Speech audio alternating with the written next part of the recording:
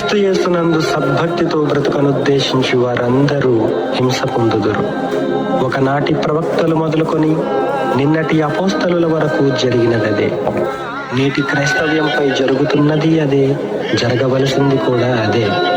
మునుపు ఉండినదే ఇక ఉండబోవున్నది, మునుపు జరిగినదే ఇక జరగబోవున్నది. సూర్యుని క్రింద నూతనమైనది ఏదీ లేదు. వేద గ్రంథమందు లిఖించబడ్డ భక్తుల జీవిత గాథలే మనకు మాదిరి.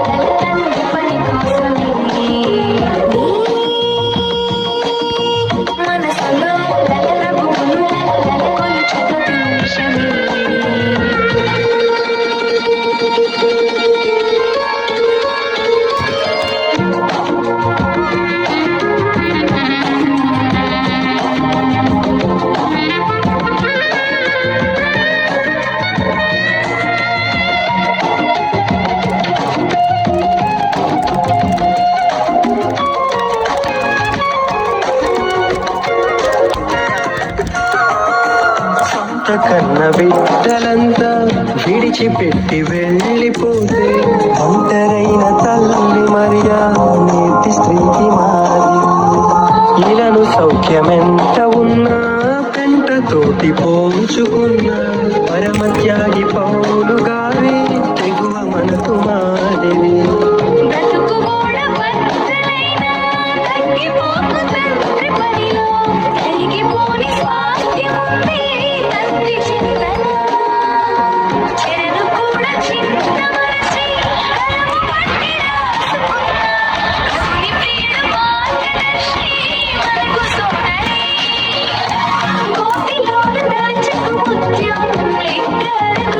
Thank you.